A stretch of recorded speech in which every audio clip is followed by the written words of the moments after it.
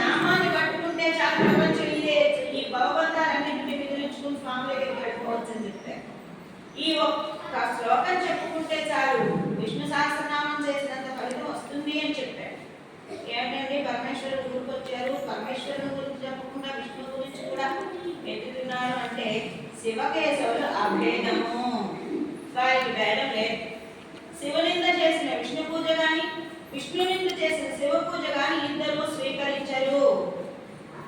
ఒకసారి పార్వతీదేవి అడిగిందిట, ఏమయ్యా నువ్వు ఎప్పుడు చూసినా జపం చేస్తూ కూర్చుంటావు, చతుర్దశ భువనాలను పాడించి సృష్టించి సృజించి చివరికి లయం చేసుకునేది నువ్వే కదా, నువ్వెవరిని ధ్యానం చేస్తావయ్యా అని అడిగితే నేను విష్ణువుని ధ్యానం చేస్తాను అని చెప్పాడు. ఎందుకు చేస్తావు విష్ణువుని అంటే నా బిడ్డలందరినీ చల్లగా చూడమని చేస్తాను. ఎందుకండి బ్రహ్మ సృష్టికర్త, విష్ణువు మన స్థితికి కారకుడు. ఈ జీవు పుట్టిన దగ్గర నుంచి తిరిగి పరమేశ్వరుడు ఐక్యం అయ్యే వరకు మన నడక ఏదైతే ఉందో దాన్ని నడిపించేవాడు మహావిష్ణువు.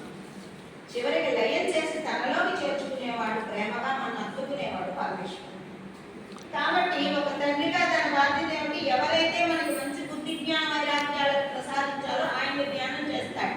ఎందుకు చేస్తాడు, నా బిడ్డలకు మంచి బుద్ధిని ఇవ్వవయ్యా, మంచి స్థితిని ఇవ్వవయ్యా, మంచి జ్ఞానాన్ని ఇవ్వు, చివరికి నన్ను చేరుకునేటటువంటి మార్గాన్ని వాళ్ళకి చూపించు అని ఈ పరమేశ్వరుడు విష్ణు ధ్యానం చేస్తాడు. కాబట్టి వీళ్ళిద్దరూ ఆ భేదము. అందుచేత ఈశ్వర ధ్యానం ఎప్పుడైతే చేశామో ఈ ధ్యానం విష్ణువుకు చేరుతుంది.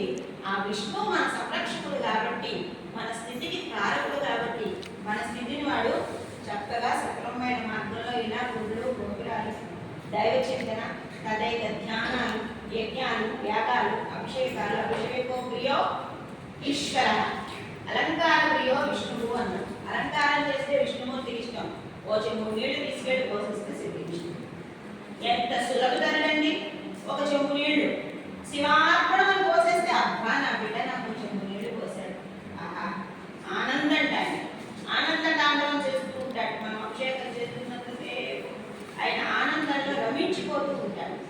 ఎందుకు రమించిపోతూ ఉంటాడు, నా బిడ్డ నా దగ్గరకు వచ్చి భక్తిగా ఓ చెంబు నీళ్లు నాకు పోసాడే, ఆ చెంబు నీళ్ళు ఆయనకి లేవా, ఎత్తిన గంగలు మోసేవాడికి నీళ్లు లేవా, కొన్ని నీళ్లు మనం సృష్టించామా, ఆ గంగమ్మను కూడా కింద కొద్ది మన జీవనాధారంగా పంపించింది ఆ మహానుభావుడే.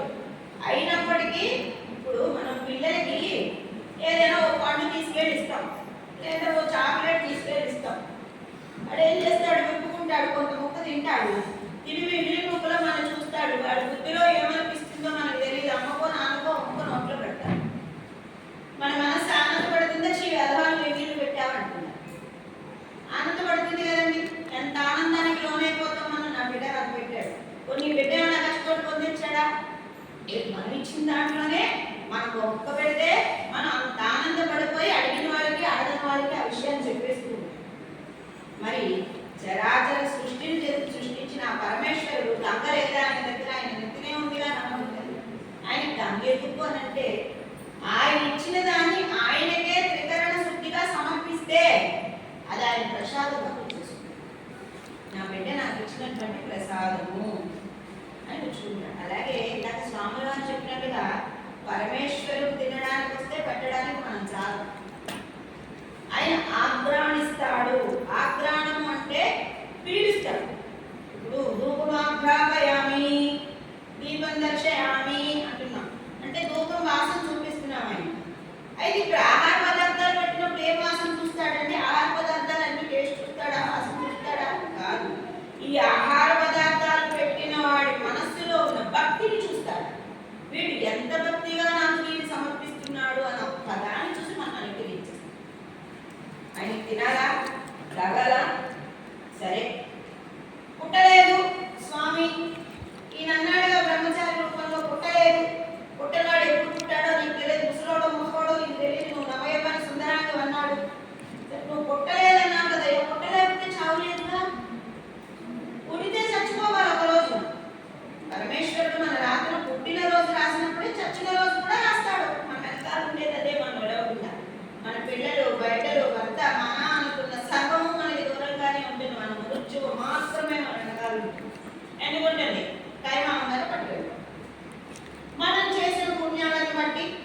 చేసుకుంటూ